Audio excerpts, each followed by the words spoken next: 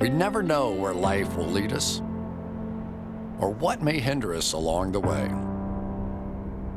But while every day can feel like one big question mark, it doesn't have to. With the right insights, strategies, and solutions from Western and Southern Financial Group, together we can look ahead to leave the unknown behind. What's pro football focus doing? Last week they had Brady. This week they got Brady. We're literally doing it differently from everybody else. As a matter of fact, moving forward from this point on, I will not make reference to PFF. Do you not understand that they are that way because you're Joe Flacco? And you just like to discredit things that people deserve credit for. That you can't possibly be expected to defend that. Talk about the game, Sam. So, who cares about what people think about us? Yeah, I like football season, and all the things that go with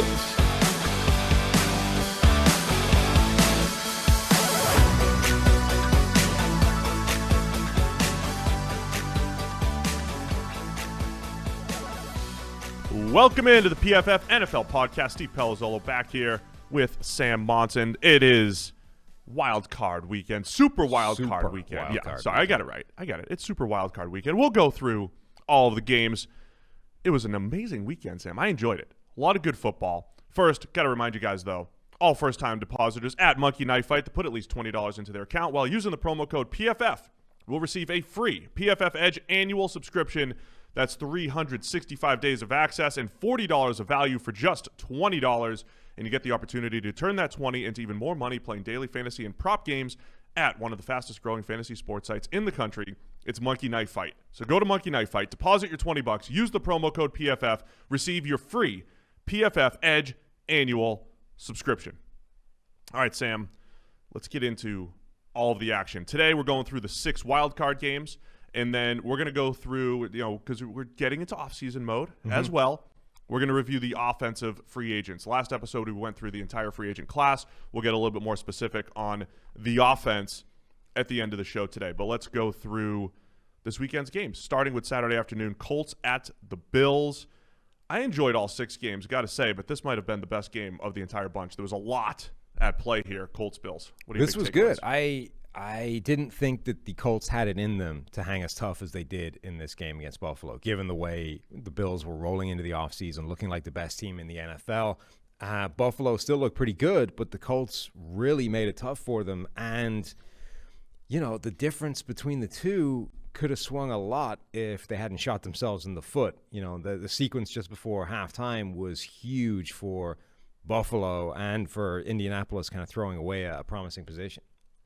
Yeah, this game had a lot of different things. Josh Allen was incredible. He was awesome. Sign it. Great plays. Just let me analyze football Sign the form. without you trying to throw pieces of paper in my face. Mm-mm. Josh Allen was incredible. Played at an MVP caliber level. I thought, early on, the Colts defense did a really nice job, but before you know it, Allen's flipping the field with a big pass up the seam to Stephon Diggs. That connection's just really great. My favorite throw, I know you were just rewatching some of the throws, and the one rolling to his left on 2nd and 15, that was a game changer. But just that, the touch pass to Diggs for the touchdown, that was huge too, because the Colts had done a really nice job. The Colts were kind of getting a little conservative. It was late in the game. The Bills were up, and they were being patient. And on Thursday I was talking about, hey, the Colts are going to play a lot of zone, and Allen's going to be patient. And when they play a lot of too high, and that's when you generally have to just take the underneath stuff. All of a sudden, the Colts got aggressive and said, let's take a shot. They left Diggs singled up, runs right by T.J. Carey. Allen hits him in stride for the touchdown. It was good offense, right? You take what's there, and then when they give you a chance to make a big play, you make it. So quarterback-wise, Allen was outstanding, and it was just a really good game. A lot of analytics decisions, too, that were, discussed. Some good. Most of them were good. But the process was good, but the results weren't, and that always brings for interesting discussion in the Twitter sphere. Yeah, chiefly because I don't know why they hang announcers out to dry that much in terms of like there's a rules analyst in every game, right? Because you know that somewhere along the line there's going to be a crazy officiating decision, and rather than try and parse what they were thinking, you can just turn to a Gene Steratore or a John Parry and say, hey, what the hell just happened? You know, what were they planning, right? But for analytics, you just expect Charles Davis to be like, I mean, I don't know what they were thinking, really. Like, why not have a guy in the booth or a guy in the truck or somebody somewhere that understands what is happening with these decisions who can at least get in Charles Davis's ear, or not just Charles Davis, but anybody, right? Because these guys very rarely have a great handle on this stuff. And for the ones that aren't necessarily intuitive, explain what the thinking is. So that rather than be like, I mean, I understand some of the numbers, but this one makes no sense to me, Jim. He gets a guy in his ear to explain what the thought process is. It's bad broadcasting the way it currently goes. So some of that's already happening, at least as far as percentages go. We already work with networks, and we at least there are certain broadcast teams that we work with, and we kind of at least give them the percentages. Here's the go for it versus punt or kick or whatever. But rarely is there anybody explaining why, right? See, it's just here are the differences. I think this has come up enough this year that by next year the networks have that person. They're going to have a person. They're going to have somebody explaining things and just saying, and it's not just, oh, it's 53% if they go and 48 if they, but it really is the go for it down 14, going for 2 down 14 and is a pretty quick and easy explanation. Exactly. And I think they need that because the way it's currently being presented sometimes feeds into this like dinosaur reaction against, well, the analytics say you go for it, but clearly that's stupid because we know that, like, you know, it's not, some of these decisions are not necessarily intuitive, and explaining why the data says to go for it despite in a counterintuitive situation is important, because otherwise you're like, well, the analytics just say go for it, and clearly that's stupid because look at this decision. You're like, like that guy needs to have it explained to him why the numbers say go for it in that scenario. And we've said this many times here too. The numbers, it's not like it's 100%. Right. It's an edge. It's an edge, and we view it through it's a go, no go. I mean, you have to make a binary decision, go, no go, but you're using anything over 50% means go, right? In simple terms. It doesn't mean that this is going to work 100% of the time. Well, you know it's not going to work. Sometimes it's going to fail, but the failure's also baked into the equation as well. And it doesn't even mean like it shouldn't be presented as a, well, that was the right decision. It's just, this is why he did it, as opposed to, I don't understand what he's doing here. Here's what I find interesting. I was mentioning this to somebody on Twitter yesterday too. I would like to see how coaches. So there was a 4th and 4 yesterday that the Saints didn't go for it in Bears territory, and they probably should have. The previous play was an incomplete pass. 3rd and 4, you throw an incompletion, so it's 4th and 4.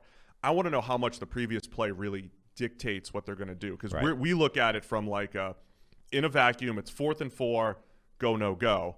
I think if it's like 3rd and 15 and you pick up 11 to get to 4th and 4, it's like, all right, we just picked up 11. Let's go for it. Yeah. But if it's like 3rd and 1 and you lose 3 on a run, it's like there's no way you're going to go for it on 4th and 4 there, but it's the same situation. It's like in your brain, if you're tossing a coin that's come up like tails 5 times in a row, there's no way you're going to put your money on tails, even though it doesn't change anything. It's still a coin flip. Literally. And I think, again, the best coaches, so like the Colts game is a really good example, right? Frank Reich made, I think, what the numbers would say, pretty much the right decisions along the way. And the first 3 failed. Right. So 2 of them were going for it on 4th down and giving up field goals.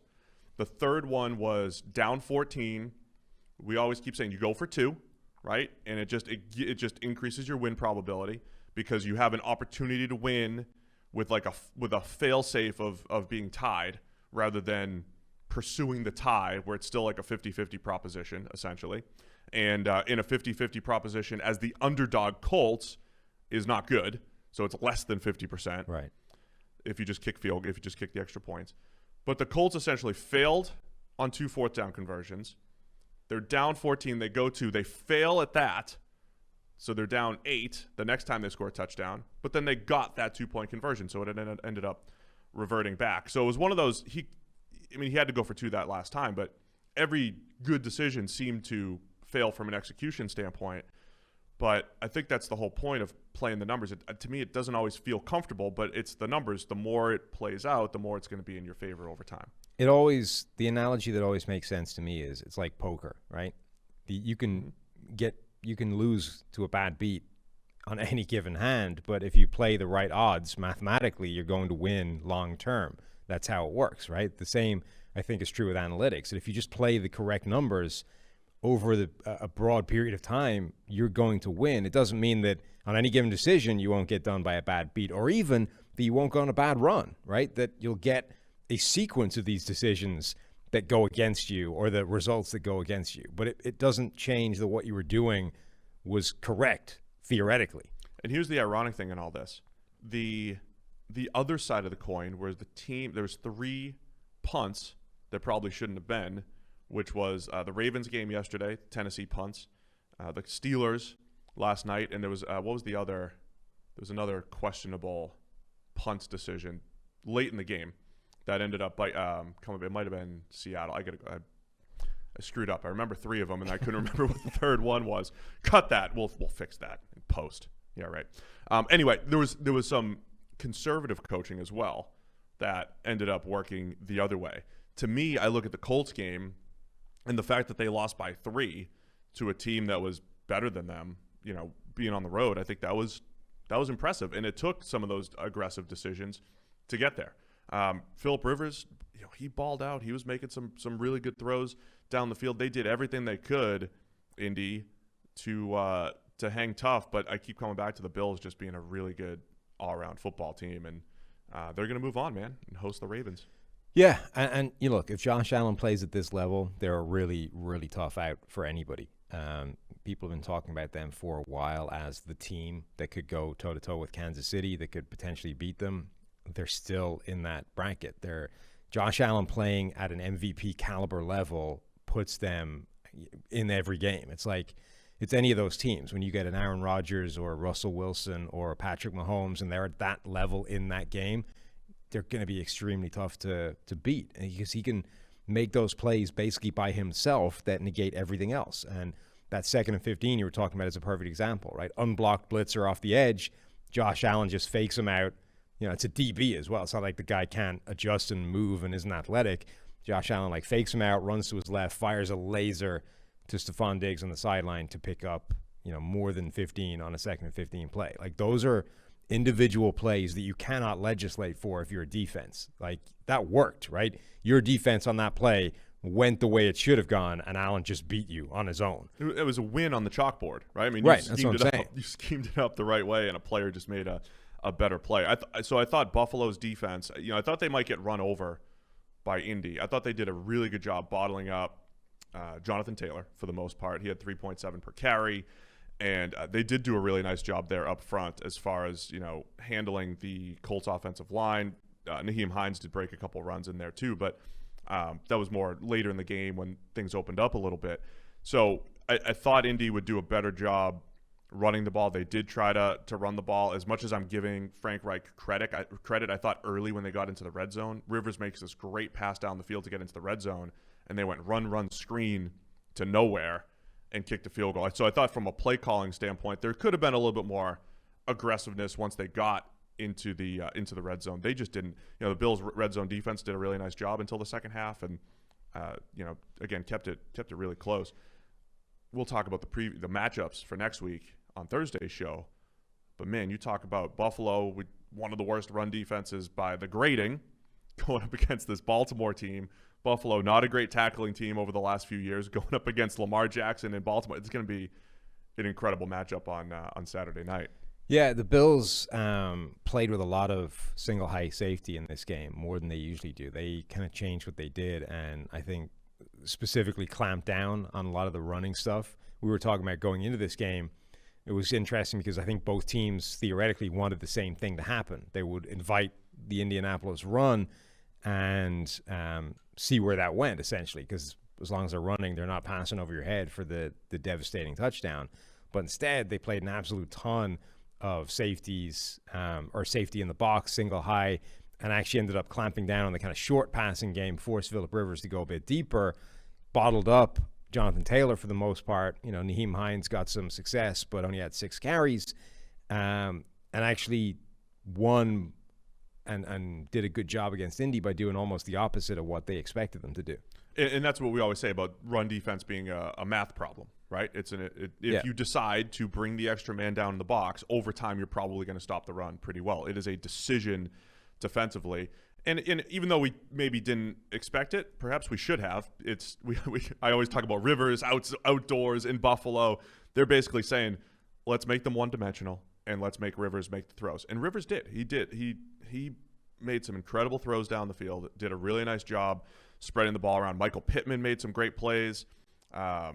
Did have the fumble in there, but he made some nice plays against Tre'Davious White. T.Y. Hilton, pending free agent. He made a couple plays at the intermediate level where he's great. Jack Doyle.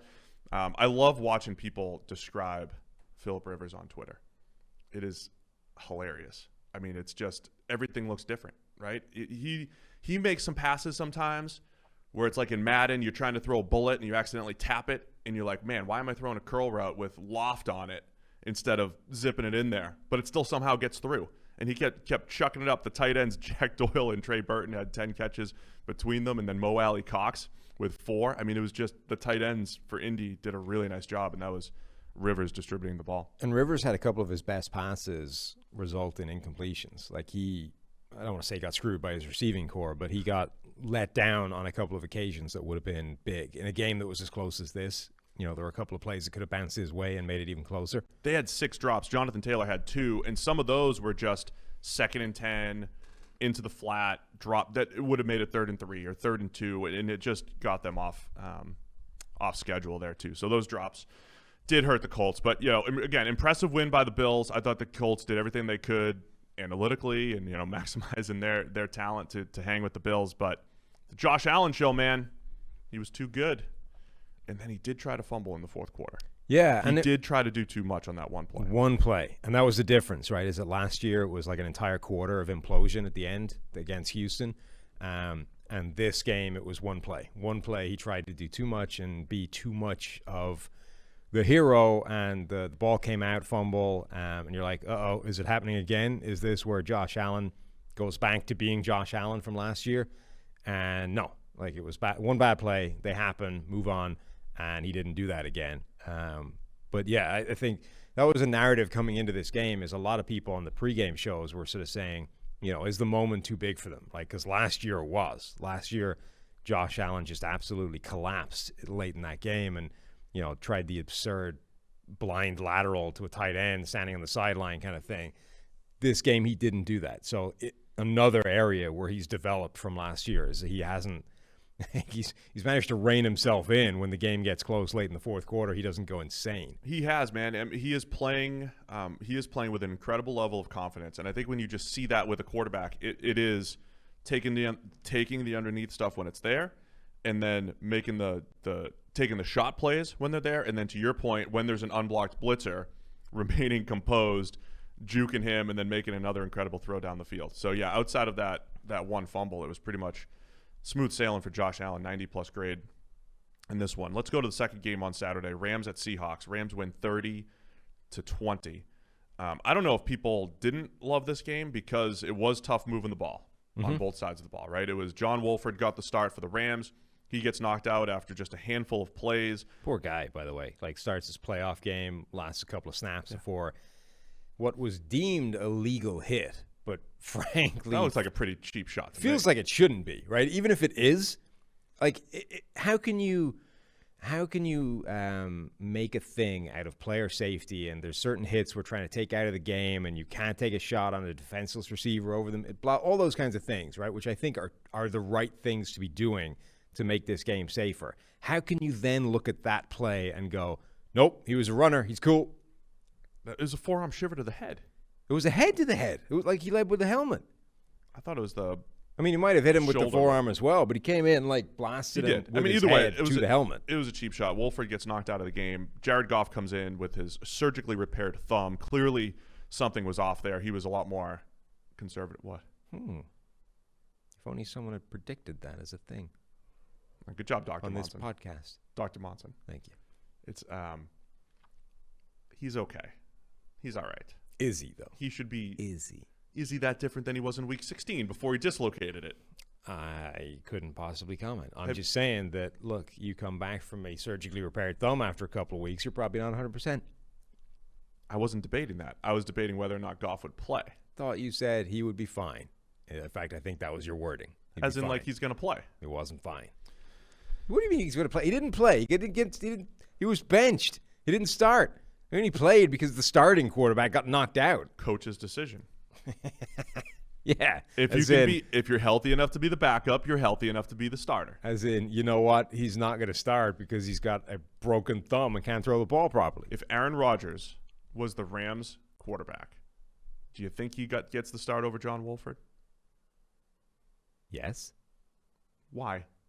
Because he's Aaron Rodgers? Because the coach would make that decision. Right? It wasn't the thumb. It was. I mean, to a point. Yeah. Right? If the thumb wasn't a thing, they would not be starting John Wolford. No, but they've stumbled into that, and Yeah, now it's a decision, but it wasn't before. Coach's decision. Thank you. Shut up. All right. I rest my case, Your Honor.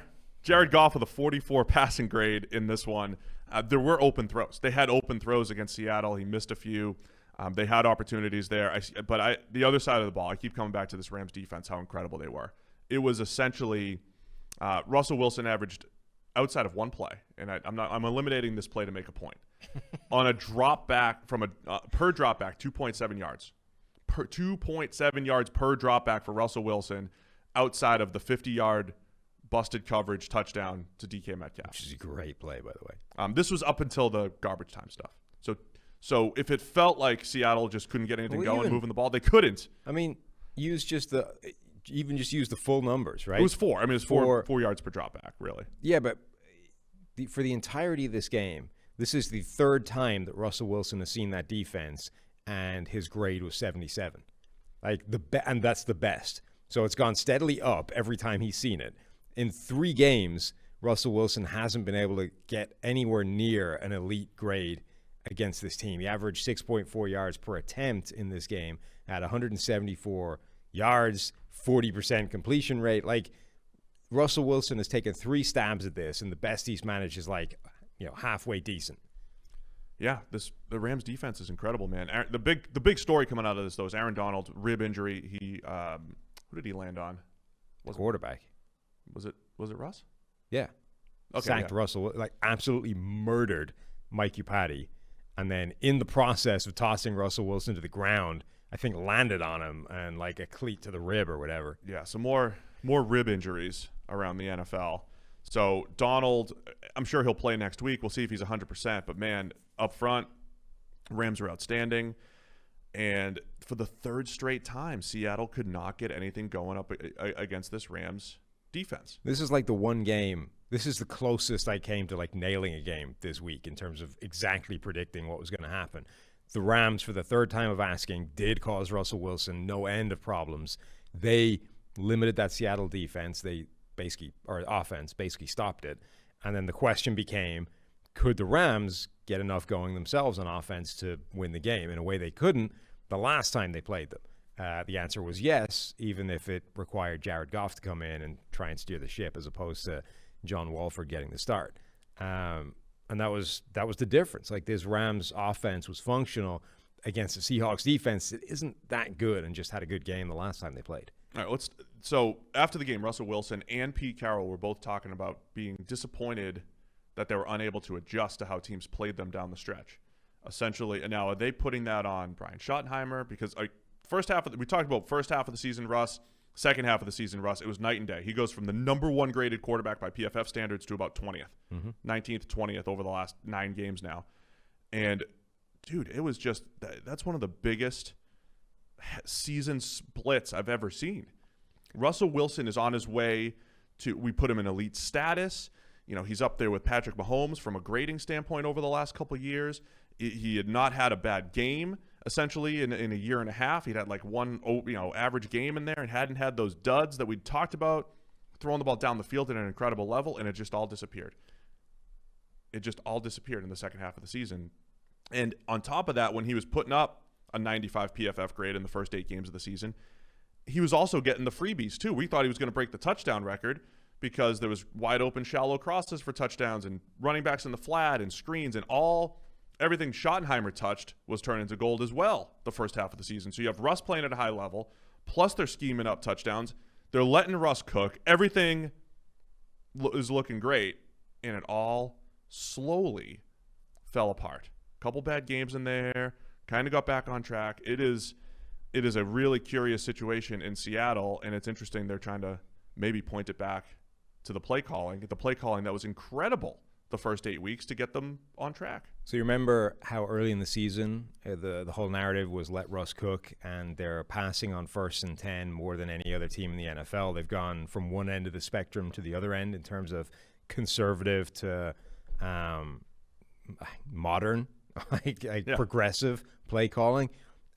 Generally, the theory, right, is that passing is more efficient than running. So on 1st and 10, like the most neutral situation possible, you should be passing to give yourself a better situation on 2nd down and on 3rd down, which makes everybody's life easier, right? So Russell Wilson, you have a great quarterback. If you start passing on 1st and 10, you make his life easier on 3rd and long, which is where you've been screwing him previously. So for the first half of the season, the Seahawks were like the most progressive team in the NFL in terms of play calling. From week 10, including the wild card game, they dropped all the way to, 13th, sorry. So they went from the most progressive team to the 13th most progressive team, and that coincides basically exactly with Russell Wilson going from MVP Russ, cooking up all kinds of Michelin-starred goodies, to, Waffle House Russ, serving up whatever. It just happens to be around him.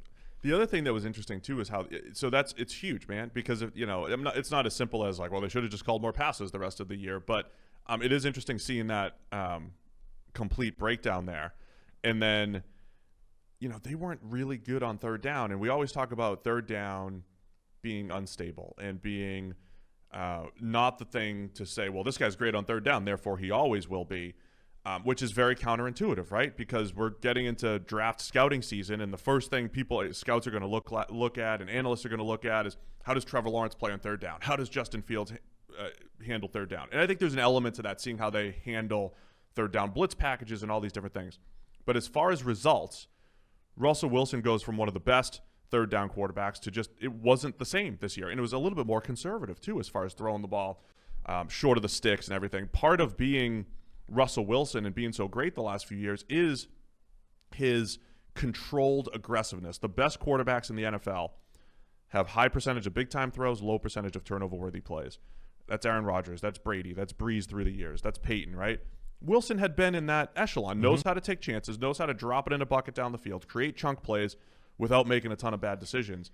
And for whatever reason, 3rd down, 3rd and longs, they were a lot more conservative this year with Russ. They were, but I also... He was. And I also think it's very easy to sort of forget or not even appreciate how much the team and the play calling and the first 2 downs affect the 3rd down in terms of what's happening, right? So this was a story with Baker Mayfield last year, that the Browns were so inept with their play calling and with what they were doing on offense that Baker Mayfield was facing more 3rd and longs than any quarterback in the NFL. And that's just a bad situation to be in, no matter whether you're Tom Brady, Peyton Manning, Kirk Cousins, Baker Mayfield, or Mitchell Trubisky. If you're facing a regular slate of 3rd and 10, unless you're Patrick Mahomes, like the one human that seems to be able to buck that trend, but unless you're Patrick Mahomes and you're facing this regular slate of 3rd and long, you're screwed. You're not going to look good. You're going to look bad because you have to force the play and try and make something happen that shouldn't be on the table. And so that was the Browns last year, and for the second half of the season, the Seahawks didn't go full Browns, but they did put Russell Wilson in more of those situations. And I think that's material in terms of moving the needle from elite MVP, let Russ cook Russ, to the guy we got for the second half of the season. His own team started to undermine him to a much greater degree than they had previously. Yeah, it was, it's I don't know where they're going to go from here. Because, again, Wilson had a great season. I mean, he had 40 touchdowns during the regular season. Like, all that stuff happened in the 16-game regular season, right? But how much in the second half of the season was just going up against the Rams defense 3 times? And, again, I want to point back to the Rams D. As much as we talk about the instability of defense and all that stuff. Can we talk about that insane play from Darius Williams? Yes. So let's start with that. Pick 6 on a screen. Yeah, effectively a bubble screen. You're just not supposed to do that. Like no. He set off for that pick so absurdly, maybe earlier than I've ever seen a cornerback jump one of those routes. And that's ever. not. And by the way, because we evaluate quarterbacks, it's not on Russ. He cannot. No. There's nothing he can do about that. If right. the receiver missed the block. Now, Freddie Swain, I believe, is a receiver trying to make the block. He did not look like he was in good position. But even so, like Williams set off so early that it changes everything. Like it's one of those ones where it's not quite as simple as this, but if you see something like that or know it's coming or read it, just anticipate it to such a degree that you change all the timing, right? There's almost nothing you can do about that. Like he didn't do a good job, Freddie Swain. On the other hand, Williams was like 2 yards closer to him than he was supposed to be at the point where he even realized something was happening, at which point it's kind of hard to say that's on you. It is, but he's not supposed to be there. Like you turn and look for this block, and instead of being there, the guy is over here and already trying to get past you. Your chance of like reacting on the fly to that is pretty minimal. Yeah, I'm giving Darius Williams the credit for that. I mean, it's more of a great play by him. He rolled up. Swain didn't have the best angle for it, but Williams just read it immediately. And Russ isn't, again, I read Twitter more during the playoff games because it's, the only game going. And there's a lot of people, it's a bad decision by Russ. No. You can't it's not even a decision. It's a screen. You catch the ball and you throw it. And there's an assumption that the receiver's able to make the block. Yeah, it's a little bit like the Malcolm Butler interception in the Super Bowl, right? Where it's when he jumps it that quickly, it's almost impossible to do anything about it. Like you can't legislate for that. Williams is not supposed to be able to do what he did, right? Now, either he had a read on something they were doing or it was tape study or whatever it was. He set off so stupidly early that it broke the play before the play even got going. And to get there and break it up, it would have been impressive. To pick it off the way he did and, take it back for 6, that's one of the best defensive players or defensive plays of the entire season. And Darius Williams has been doing it all season. 82.5 grade, including the playoffs, 83 coverage grade, had a 90 in this game largely because of that pick 6. But he has been just that perfect complementary corner to Jalen Ramsey, who they put a little bit more on Jalen Ramsey's plate on the other side of the field. Darius Williams plays a great number 2. Troy Hill's been an excellent slot corner this year. John Johnson, again, talking free agency. We'll talk about the defensive free agents on Thursday and get into more detail there. But John Johnson is one of those, really good safeties in this free agent class, like top 5 safety in this class that's loaded. He made a bunch of big plays. I just love the way this Rams defense is playing. They continue to take away the deep ball. And all that said, I can't wait to see the matchup with the Green Bay Packers because the Packers, the Saints, and the Bucs, the 3 teams remaining in the NFC, with Brady, Breeze, and Rodgers, they're the most equipped to maybe have the patience to play like the Steelers did last night, death by 1,000 paper cuts all the way down the field against the defense that takes away the deep ball. Just a word on Aaron Donald as well. Because of the injury, he only played 28 total snaps, 15 pass rushes. On those 15 pass rushes, he had 2 sacks, a hit, and 3 hurries. 6 total pressures from 15 pass rushes. It was incredible. Like at times, Mike Upati, you talk about turnstiles on the offensive line.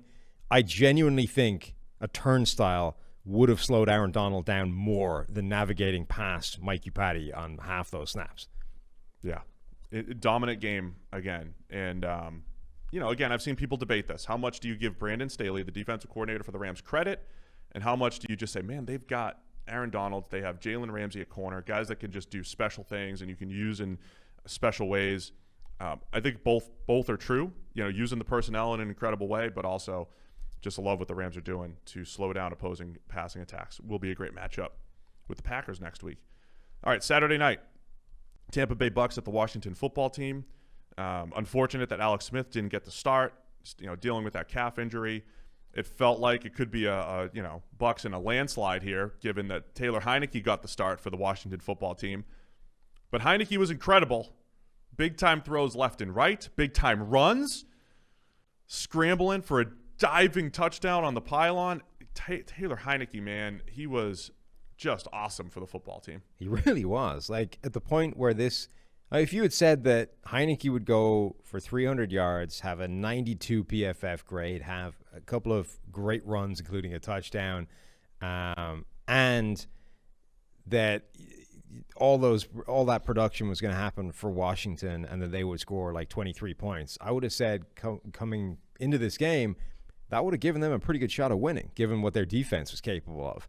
But for the first time in a long time, the Bucs offense was asked questions and they had answers, and this is the thing for them this season, right? The part one is just get to the playoffs, get through the games, win enough so that you're in the postseason, and then the second part of your season is prove that you have figured out answers to the questions that you've been asked along the way. And this is where it gets really interesting, and we'll get to that the next show, because New Orleans has asked them more questions than anybody else this season. For sure. But this was the first sort of evidence that they haven't just beaten up on some bad defenses. They've actually discovered some schematic answers to some of the questions that they've been asked. And Washington's defense is good. It, was capable of causing them issues, and it didn't. Like Tom Brady, the Bucs offense had figured out in this game how to answer. Yeah, and look, we talked about it midseason. Why do you add an Antonio Brown to the mix? Because you have all these options within a game, right? You literally don't. Like Rob Gronkowski didn't catch a pass in this game. There have been games where Gronk has caught 7 or been a red zone threat or made big plays up the seam. They didn't use Gronk in this game. All of a sudden, Cameron Brate goes for 4 catches for 80 yards. Antonio Brown was only targeted 3 times after the previous weeks. He was getting a ton of targets. They were going his way left and right. He had 3 targets, one of them, 36-yard touchdown. So Brady has the ability to just play football and spread the ball around as needed. Really impressive effort from Mike Evans. Didn't even know if he was going to play. First ever playoff game. He catches 6 for 119. All 6 catches go for first downs. He gutted through, and then Chris Godwin, who I still think is awesome, goes from 2 drops the entire season 5 in a game to 5 in a game, that ties the Jerry Jeudy record for what the hell are you doing?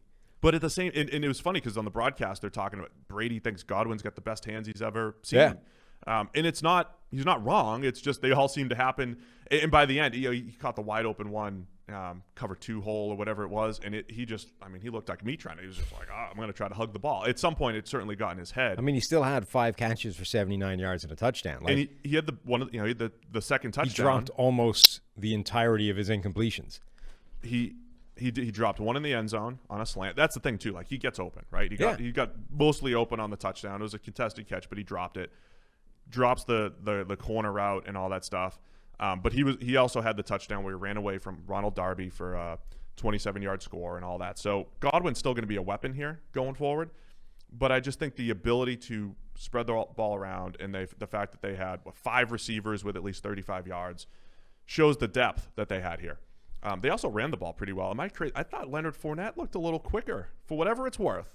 I don't know if he looked quicker, but he looked good. I thought he looked a little quicker and more decisive than he had. I know the run blocking helped a little bit more in this one than it has in the past, but I don't know about that. But I thought he looked as good as Lenny looks in this game. Made a couple of people miss. Had a spin move. But then late in the game, you see him catch a dump off, and it's still like you can't make people miss in the open field. No, he still can't. I'm just saying. I thought he was a little bit quicker and more decisive from a run game perspective. So either way, I think from a Bucs perspective, do you sit here and say Taylor Heineke picked us apart, which he did? There was a lot of holes in the Bucs zone. On the other hand, here's the thing, right? I don't know that Drew Brees is capable of having the game that Taylor Heineke had in this game, which sounds ridiculous when you say it out loud, but he certainly obviously can't run the way Taylor Heineke ran, but I don't know if he can make those throws either anymore. Not the throws Heineke made, but look, I think people are going to overrate the last time we saw the Bucs and Saints play, 38-3, and the Saints. It was like the Browns game last night. It was in prime time, and before you know it, it's 28-0, whatever it was, Saints. And at the time, I said, look, it's never as bad as it seems from a score perspective because it is literally a couple breaks here and there, plus the Saints outplaying the Bucs.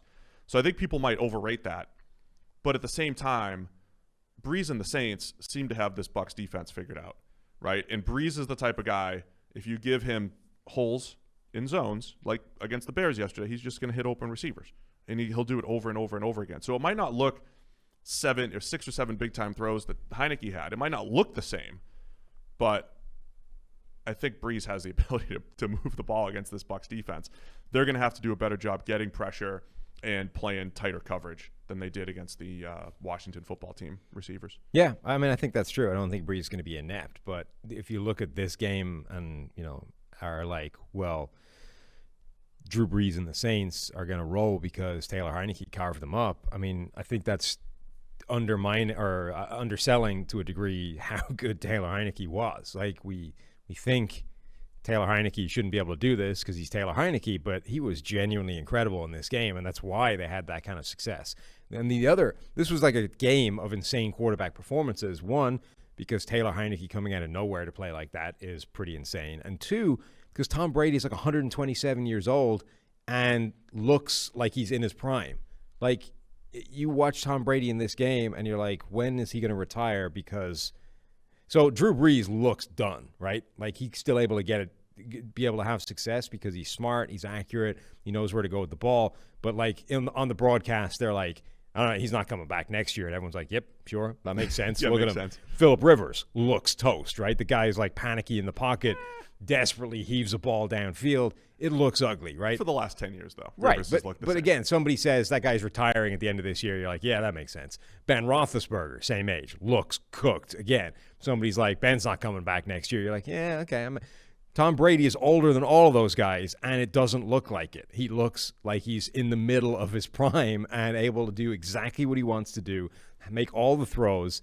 It's insane. You see the graphic that they put up with him and George Blanda? Blanda looks like 108. Like, he does. Blanda looks like somebody's granddad was put in a football uniform, just stubbed out his cigarette and put down his beer, and that was him, like, at the same age as Tom Brady. At the time, he was a backup who also happened to place kick. Like, that was the day where you moonlighted as a kicker, which was the only reason he was still on a roster at that point. Brady's a starting quarterback for a team that wants to run to the Super Bowl and looks 20 years younger than him. And playing in a completely different scheme, throwing the ball down the field as much as ever. So going back to week 14, Brady's last 5 games, and we know how we like to do sample size stuff, but last 5 games, 95 grade, number 1 in the NFL, 14 touchdowns, 1 pick. The interception, he hit it right in Scotty Miller's hands, and he bounced up for an interception. So we talk about big time throws, turnover worthy plays, right? It is an incredible combination this year of Brady still being able to make big time throws and not putting the ball in harm's way in this Bruce Arians offense. He did put the ball in harm's way a ton against the Saints in those 2 matchups. So we'll see if he can make that adjustment. But for me, I came into this game saying, if the Bucs move the ball against this Washington defense, they have not really played great against good defenses. I will have more confidence in that offense, even against the Saints or against the Rams. If they have to go up against the best defenses again, I feel like they're starting to find their groove much more than they did earlier in the season. Coming into the playoffs, there were a lot of teams for whom there was an open question about whether they had actually improved any or if they just faced a slew of teams that made them look that way, right? There was Trubisky's run, there was Tom Brady, there was the Baltimore Ravens, there was, to an extent, Cleveland. Like, there was a whole bunch of these questions. This was a legitimate test for Tampa Bay, and that offense looked different. So it's a huge thing for them. I've said before that the most impressive thing from a quarterback I've ever seen was Peyton Manning, after the neck injury, reworking his entire game effectively on the fly after learning that he no longer had the physical ability to do what he once did in a game, right? Like, came back, tried to play like Peyton Manning before the neck injury, and realized literally in real time that, oh, this doesn't work anymore. I need to be a completely different quarterback. To change all of your muscle memory that you've built in for a decade and rework your game and then come back and be like an MVP is the most impressive thing I've ever seen. Tom Brady doing what he's doing right now at, 43 years old, might be overtaking that. Like, he hasn't had to deal with the neck injury the way Manning did. On the other hand, he's 43 freaking years old. That's ridiculous. He beats Manning again? I mean, it's certainly overtaking it. It's right. He's drawn level with what Manning did, and is going past him. The one other thing to just keep an eye on, there was definitely a point, you and I both agreed. We said, look, Tom Brady give him a clean pocket, quick release, he can still do it, right? But under pressure, just as much as we talk about the instability of playing under pressure, it just felt like, okay, he's done. With, if you pressure him, if you hit him, he's trying to not take hits. He's not going to make the same plays. In this game, though, more yards under pressure than any other quarterback in this entire weekend. And the play of the game for me was the Bucs are trying to seal the deal. There's a bad snap. Brady one-hands it, comes up. He's done a lot this year. Yes, he has. Right? The concentration that to exact just catch it with one hand. The one that's low to the left. Right. One hands it without even taking his eye off the defense. It was ridiculous. One hands the snap. The pressure comes in about 1.5 seconds and makes the throw. He sees the pressure, has to make actually has to start his throwing motion when he's under pressure, hits Mike Evans in stride for 35, 40 yards, whatever it was. And that essentially, flipped the field and ended the game for the Bucs. And a big part of that, again, is these are the hidden things that affect other things that we take for granted, right? Early in the season and last year, it's Brady can't play under pressure anymore. And what affects your play under pressure? It's having open receivers and places to go with the football. Last year, the Patriots just didn't have receivers that could get open, so Brady looked like crap under pressure because there was never anywhere to go with the ball. Early this season, it wasn't the fact that he didn't have receivers that could get open. It was the fact that the scheme didn't give him anywhere to go with the ball. Now, part of what we were talking about earlier of the offense developing answers is now when you hurry Tom Brady, he knows where to go. He's got an option. He's got a place to put that football. So even if you get quick pressure on him, the ball's going to come out. He knows, and it's going to come out and be somewhere that's actually viable as opposed to just throwing it away.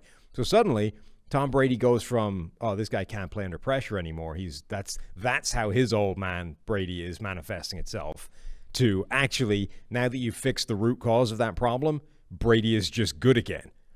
Man, so I can't wait to see that matchup again. Bucs Saints, the third matchup. It looks like a bad matchup for the Bucs because of what we've seen, but does that even matter going forward? We've seen that times through history where it's previous things don't necessarily matter going forward. And that was my take on the Ravens as we get to Ravens-Titans.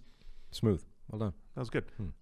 Do the previous things that you've seen actually matter? It is funny how people talk about Lamar Jackson as if he's like Dan Marino chasing a Super Bowl. Will Lamar ever win a playoff game? It's been 3 long years. In year Will 3. Will he ever win a playoff game? Lamar now ties Tom Brady. This is one of my best tweet of the weekend. Oh, yeah? Lamar Jackson and Tom Brady and Baker Mayfield now tied with one career road wild card win. They're all tied with one. They all got their first road wild card win this weekend. Okay. That's the mind-blowing stat, though. That was Brady's first ever road wild card game. Yeah. So Lamar gets the win, and boy, this was classic Lamar. An uncomfortable passing attack, right? Just wasn't completely on. Bad interception in there. Hideous interception. Really hideous interception. One of the best runs you'll ever see. 48 yards for a touchdown from Lamar, and just making plays that quarterbacks aren't supposed to make. Runs for 136 on 16 carries, throws for 179 on 29 dropbacks, including 5 sacks. So, man, Lamar took over, man. The dudes were on the Ravens side this time. Yeah.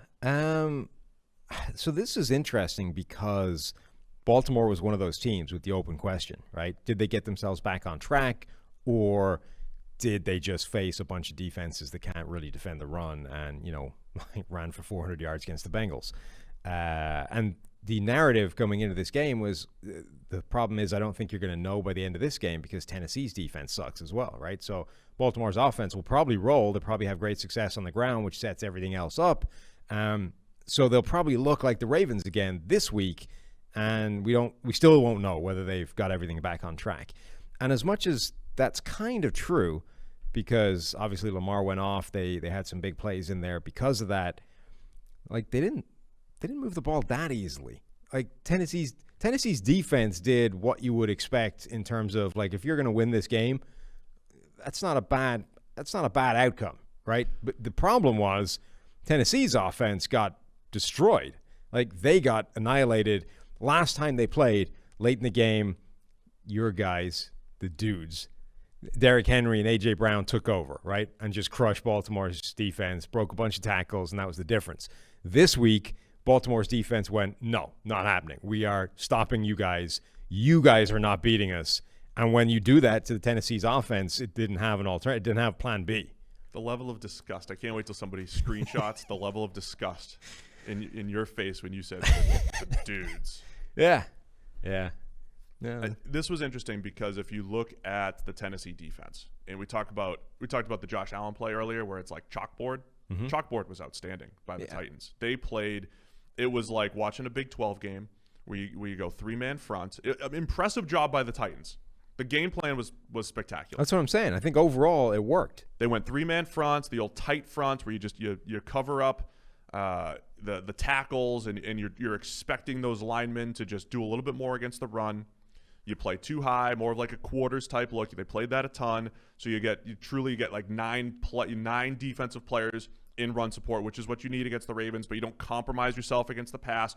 Schematically, it was great. You had Desmond King, from a run game perspective, looking like the player that we've come to love, which is that hybrid slot player who could play a linebacker type run defense, and he's a good tackler and all these different things that he brings to the table. He made some big plays in this game. So there was so much to like about what the Titans did.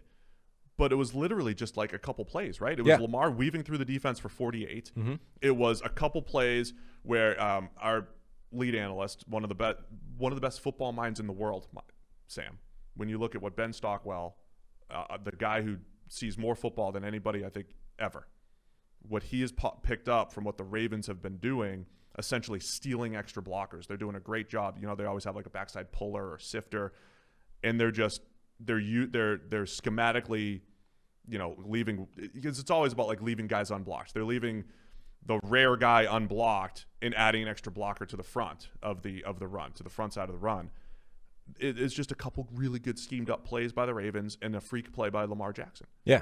But the Titans defense was really, really good outside of that. The other thing is, the story of this game is that Baltimore's defense did their job better than anybody else. Like if the Titans had the same kind of success that they had the last time they played, Baltimore's offense, I don't think would have been enough to win this game, but that didn't happen. The other thing that's really encouraging is Baltimore went in a hole early. It wasn't as bad as the last time that they met in the postseason, but they did go down 10 points and they didn't panic. When they faced the Chiefs earlier this season, when they got put in the same hole, they basically immediately abandoned their game plan and went to that style of offense they don't really run well, the sort of standard drop-back passing, and asked Lamar to be Patrick Mahomes. It just doesn't function.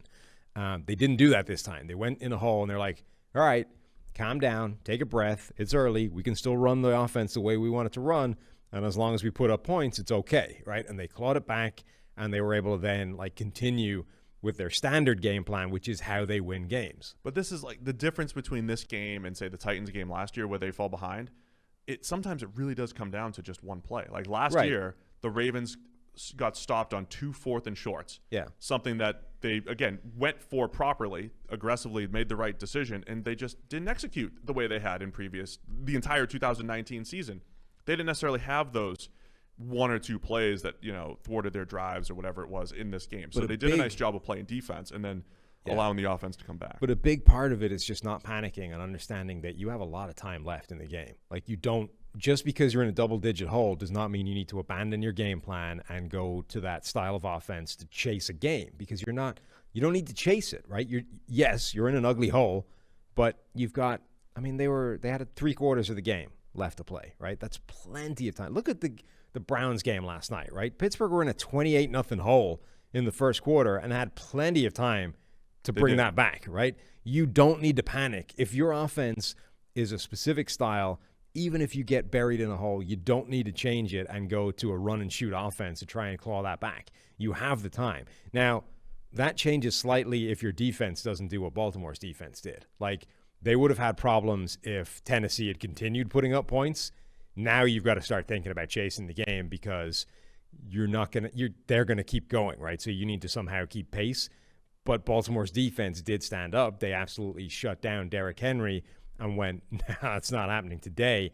And the the danger with a Derrick Henry, right? And one of the reasons that the running back value thing is problematic is we've talked before about how defending the run is largely a conscious decision thing, right? And if you stack the box, if you put enough bodies in there, you can stop the run. Now, the problem with a guy like Derrick Henry, who spent all season showing you that, sooner or later he's going to go nuts, and in the fourth quarter he's going to break 5 tackles, and he's going to be the difference between winning and losing the game, is you have this feeling now, we can't go away from him. Like, we've got to keep giving him the ball. We can't pass up the opportunity for him to do what he did the last time these two teams faced. So we have to keep feeding him, even though like the circumstances are different. They're stacking the box. They are stopping Derrick Henry. You get kind of almost baited into this, like, shooting yourself in the foot thing. So, yeah, Derrick Henry against 8 men or more in the box had 12 carries for 22 yards. Right.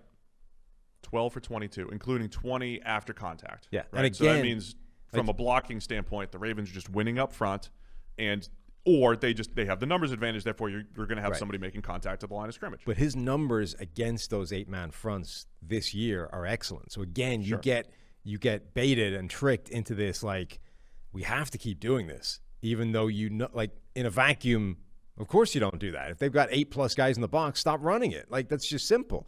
But you have Derrick Henry. He's been good against these 8-man. Like, when a guy has been winning winning with the low percentage plays for long enough, you get tricked into the idea that, well, he's always going to win against those low percentage plays. He's special. He's different. And that this is the danger of that, is that you essentially get lulled into keep pounding your head against a brick wall, even though you shouldn't. You're chasing it. I mean, there was a point in the game where Ryan Tannehill had like 6 completions for 111 yards, right? I mean, it was very efficient passing attack, shallow cross that goes for a big play, A.J. Brown making big plays. So there was a point where it's so efficient passing the ball. But again, you're chasing Derrick Henry has got to get his 100 yards. Right. And it does seem like if the announcers mentioned that, Derrick Henry's got to get to 24. Once you get him to 24 carries, and I don't think that was the announcers' research. That feels like one of those things that came from the pregame meetings, like with the Schottenheimer 20, the magic number of 23 or whatever it was. It's like 53 completions. That's it. Yeah. Completions plus run rushes. Attempts. Yeah. I mean, that is people who don't like analytics using numbers the wrong way. Saying you can't look at numbers and then trying to use numbers, but doing it in the wrong way. It's people who want to prove. It's people finding a number that backs up what they want to do anyway. Right? Yeah. Like, I want to run the ball. Find me numbers that say running the ball makes sense. You're like, well, if you just get Derrick Henry to 24, you always win. Yeah, man. A.J. Brown did end with 10 targets. I'm not saying you just throw the ball to him all the time. Well, particularly the interception, right? The interception that basically lost them the game. Now, his receiver fell down, so it's not all Ryan Tannehill. But on the backside of that, you have A.J. Brown one-on-one, wide the hell open, beats his cornerback off the line, and is streaking down the sideline, and you instead throw the ball over the middle to a guy who, without even like being contested with the cornerback, just fell the hell over. That was Batson, right? On contact. I mean, my boy Corey Davis got benched or whatever it was. Davis completely disappeared the last 3 games of the season. And I think that just not having him as the true number 2 that he normally is. He got hurt, right? Did he get hurt? I think so. Okay, sorry. Either way, he didn't catch a pass yesterday or against Green Bay in Week 16. He did not do much over the last 3 weeks of the season. And not having him, I think, absolutely affected this Tennessee passing attack. Yeah, but again, it's like there's a degree to which just do the simple thing. Why are you overthinking this? Like, you need to play late in the game. Derrick Henry's running into a brick wall over and over again. Okay, plan B is A.J. Brown, who's been pretty amazing every time you gotten in the ball this season. Why not see if that's going to work? The one-on-one guy down the sideline. Let's throw it to him. Instead, it's like, no, let's force a ball over the middle that gets picked off and game over. Yeah, it was, impressive win by the Ravens. They did a nice job bottling up Derrick Henry. He finished 12 carries against an 8-man box. He finished with 18 carries for 40, a long of 8. So they did their job, man. They did their job up front because, you don't want him going for – if you're the Ravens, you don't want him going for 100 yards. You got to, make those negative plays, and they, put the Titans into difficult situations. The Titans' offense is one of the few offenses in the NFL where that approach to defense is the right one. Like usually the woke way of playing defense now in 2021 is to do what Buffalo does, which is say, hey, we're gonna back off the line of scrimmage. If you want to take that 5 yards a clip, be our guest, because you know what? It's less efficient than if you were passing for 7 yards a clip, and it's unlikely that you're gonna hit on a 70-yard touchdown bomb over our heads. So, let's pretend we don't really know how to defend the run and invite you to do it. Against Tennessee, you are actually better off saying the thing that they want to do the most is to pound Derrick Henry into the line of scrimmage, and B, it is actually the way they're winning games. So let's take that away, because they are going to be really reluctant to stop doing it. It's like when you put a Darrelle Revis on your number one wide receiver and you're left with the choice, do I accept that Revis is on this guy and we can't throw him the ball in this game, or do you force the ball into Darrelle Revis's coverage, because otherwise you're saying that your number one receiver is not going to be a factor in this game. That's the decision Tennessee has to face when a team runs into a game like that with a 9-8 man box every play. You have to say, well, do we just not run Derrick Henry all game long because they're taking it away? Or do we embrace the fact that Derrick Henry is our best player on offense and pound him relentlessly into just a wall of bodies, knowing it's probably not going to work? And it's the way you do it, because those are uncomfortable questions that offenses have to ask themselves. Yeah, look, I've criticized coaches. I always use the Seattle example. I feel like Pete Carroll was chasing the one game a few years ago where they ran the ball 42 times for 250 and Russ only had to throw the ball 17 times. To Mike Vrabel's defense, they've seen that way more often. They've seen it way more often where Derrick Henry has rewarded them in the fourth quarter, right? Rewarded them with huge plays. Vrabel had that bad punting in Ravens territory. And again, his explanation was essentially, I trusted the way our defense was playing. But go ahead. Everybody says that, right? That's the reason for punting in those situations. Well, I've got faith in our defense. I have never understood that as an explanation, just from a basic, on the face of it point. If you trust your defense, surely that's a reason for going for it. Because if you crap out, you don't get it, and they get the ball at midfield, who cares? Your defense is going to stop them, apparently. You trust your defense. Yeah. So why? I literally don't understand that explanation. It's if you trust same with the onside kick thing. If you trust your defense, then that means go for it, because you can put them in a crappier situation and they'll bail you out. Yeah. It's not a reason to punt it. Punting it is a reason. That's not trusting your defense. I don't trust that our defense can hold them from midfield, so I have to bury it at their 5-yard line and give them 95 yards to get it done. Yeah. It's literally the opposite of the explanation they give, and I don't understand that. The big point, too, in 2020, and this happened in the Colts-Bills game, 20 to 30 yards of field position really isn't much to make up. In 2020, the way offenses move the ball, that 20 or 30 yards that you gain in field position is almost nothing. And your possession of the ball is far more valuable than the 20 to 30 yards of field position. And that's the bottom line. You need the ball to score, unless you have Darius Williams pick-sixing screens. Second game yesterday, Bears and Saints, 21-9. It was 21-3 until the walk-off touchdown. Trubisky to Jimmy Graham. What a catch. Mitchell, poor Mitchell, of all the games, he actually made a bunch of big-time throws in this one. Of all the times that we've trashed him. Isn't this kind of fitting, though? Yeah. It's like the Denver Drew Lock Jerry Jeudy thing, right? It's like you let Jerry Jeudy down all season long, and then the one time you have a game, Jerry drops 5 passes and you can't get anything done. Trubisky earns the Nickelodeon valuable player or whatever it was that he got because he had a big-time throw. If Javon Wims just catches that 50-yarder for a touchdoon. God, that was a terrible Trubisky's numbers look better than Breeze's numbers. Yeah. He actually threw the ball slightly. Breeze wasn't bad by any means. Breeze was fine. But Trubisky was making big-time throws left and right that didn't show up on the stat sheet. Poor guy. Yeah. I mean, all true. Trubisky was not the reason that they lost this game. He had a reasonable game and played at the kind of level where you're like, oh, if Trubisky has a game like that, the Bears win most games.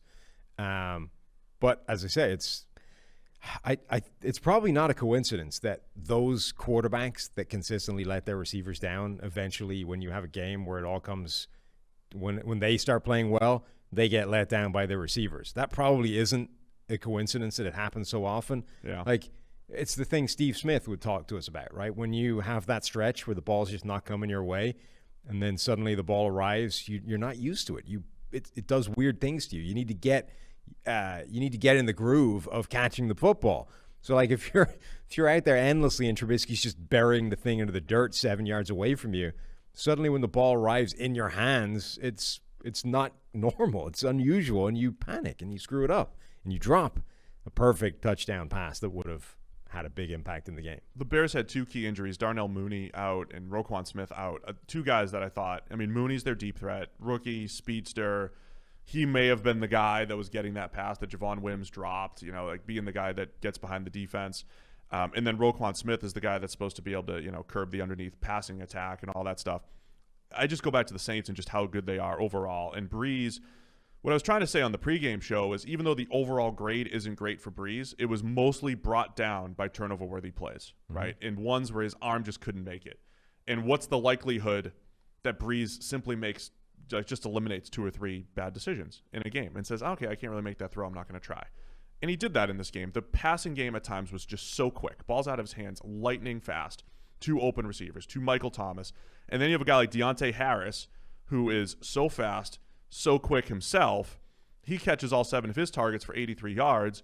And then you get a guy like Lil Jordan Humphrey, catches a little, like on 3rd and 10, underneath pass, rumbles for 14. I mean, the all-around effort that the Saints had from all of their playmakers and Breeze distributing the ball was just outstanding, and what makes the Saints really difficult to defend, even with a Drew Brees that can't really throw the ball down the field effectively unless the guy's wide open.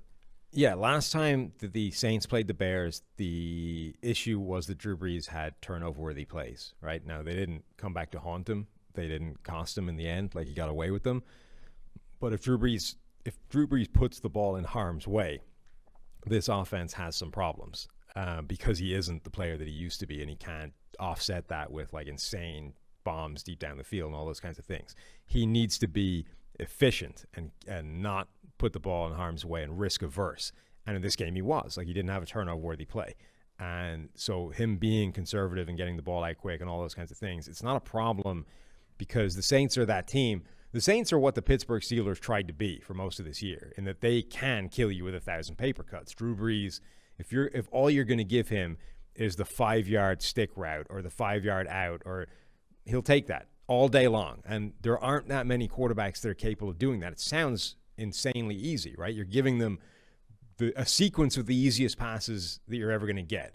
But when you have to do 50 of them, 50 of them, like, there's a lot of chance for you to screw that up somewhere along the way. But B, most quarterbacks just get impatient and they get fed up of that. And they're like, right. I'm done with these 5-yard idiot passes. I'm taking a shot. And the shot you take is the thing that burns you, and that's why you get into trouble.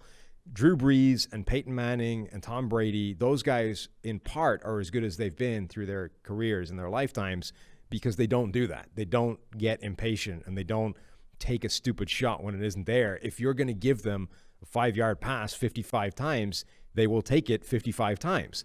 And it functioned, right? Chicago's defense is good, and Khalil Mack was insane, but he can't get there. Like, if the ball's coming out that quick, he just doesn't have the time to work with. And if Drew Brees plays like this, the Saints can win. Yeah, so early in the game, I felt like the Bears were playing a lot of spot drop zone. So picking apart zone, that's Brees' game. And again, with how quickly he's getting rid of the ball, his connection with Michael Thomas picked up right where that left off. Thomas caught 5 for 73, had the touchdown. It was the slants and spot routes, and the Saints do such a good job of just spreading things out horizontally underneath. Then it was like, okay, the Bears got to play a little bit more man coverage, and they did. But it was like Deontay Harris is being covered by Eddie Jackson, a safety, whoops him on a deep out. I mean, so again, the Saints have answers. And can Brees throw a 15-yard out? Yes, because he throws with anticipation, he throws it early, and he knows, and his guys separate pretty well. So the Saints have enough answers offensively, even though, to your point earlier in the show that you've said all season, right? Brees does look like he's done. Like, physically, he's not the same guy that he's been in previous years. But they have enough. They have enough offensively, enough answers. And then it was the one deep ball that he hit. It's wide open. If you get behind the defense, he could at least loft it up there and let you catch it. So Saints did a really good job, even though they put up the 21 points. It could have been 28 if the goal line stand at the end there. Saints defense, though, too, really incredible along the defensive line, even without Trey Hendrickson, their third best pass rusher with the most sacks. Really impressive across the board there. And honestly, when you just watch the game and you see how many defensive backs are making plays for the Saints, from P.J. Williams to Marshawn Lattimore, and Janoris Jenkins is always flying around making plays. I mean, they're so deep in the right areas defensively. You're leaving out the biggest playmaker they have. Who did I forget? Chauncey Gardner-Johnson, whose biggest plays is getting the opposing receiver ejected on a consistent basis. Yeah. That guy must be the best trash talker in the NFL. He's had 3 people take a swing at him this season, one of which was his teammate. It's incredible. So that's going to be one of the storylines next week, by the way. Because remember, Marshawn Lattimore has shut down Mike Evans. Yeah. The Saints have demoralized the Bucs. So what you do is, right, you put Marshawn Lattimore and Mike Evans, and then you send Chauncey Gardner-Johnson over to trash talk Antonio Brown. Antonio Brown will do something to get himself ejected from the game. Like, this is, and then you set him on. Chris Godwin's already in his own head after dropping 5. Godwin's done. Chauncey Gardner-Johnson is the key to next week's game through the ejection that he can force. The stuff that we cannot quantify on our spreadsheets is going to be the most important thing, I think, on that Saints-Bucs game. Because on one hand, is it the Saints are so in the Bucs' heads after beating them twice, and the Evans-Lattimore thing and all these other things going on, or is it one of those things that you see in sports often where the bulletin board material and you just disrespect me? Like, is Mike Evans so disrespected he's just going to show up and ball out against Lattimore, or is it just, I don't know, it's just been such a lopsided matchup recently, Lattimore is going to win? It's going to come down to those types of mental toughness on both sides of the ball. Also, we've got postseason Tom Brady now, so I mean, that's just, he's not losing. Really? Oh boy. It's going to be a great matchup. Brady Breeze 3. It's the last game on Sunday evening, 6 o'clock or whatever it is, Eastern time. Let's go to last night's craziness. If you subscribe to the PFF Daily, you already have it in your inbox. We talked about the biggest surprise of Wild Card Weekend, Super Wild Card Weekend. Maybe it was the Browns. Go listen and check out if you haven't already. If you haven't subscribed to the PFF Daily, go and do that right now. But the Browns win 48-37. Got out to 28-0 lead before you even blinked. First quarter, 28-0.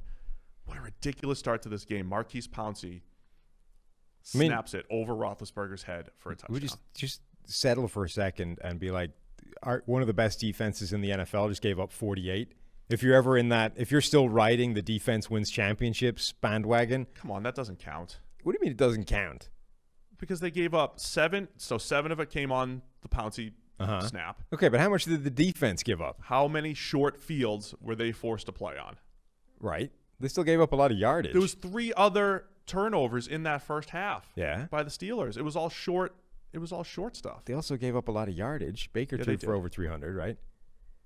Did he? I think so. 263. Baker played a really good game. They ran all over them. The really defense gave up game. a ton. Yeah, I said in the Daily that game reminded me a little bit of the Super Bowl with Peyton Manning and the Seahawks. Where, again, first play, right, was a bad snap, just immediately set the tone for, oh, well, this is going to go that way. Like, this is a game that's going to hell right out of the gate, and there's nothing you can do about it. That was what happened here. Pouncey airmails it over Roethlisberger's head, which, by the way, is one of the reasons that Pouncey usually grades like crap at PFF, because he generally has more bad snaps than any center in the NFL. And it's not a rare thing. Like, this is his MO. He had another one late in the game. Somehow, Roethlisberger, snagged it from, like, low along his ankles. Great play. B, got the handoff to the running back who managed to convert. But Pouncey almost cost him a key. Was it a 4th down conversion or a 3rd down one? I want to say it was 4th and 1. Right. It was certainly and 1, right? But Pouncey almost cost them that play in addition to the airmailing the snap. It was a running play where the timing of the play got completely thrown off by the snap, and then James Conner was stuffed. Yeah, it was like a second effort by him to get across. Yeah. But like the difference, that could have been essentially another bad snap by Pouncey, costing them a key conversion in that game. So he was bad.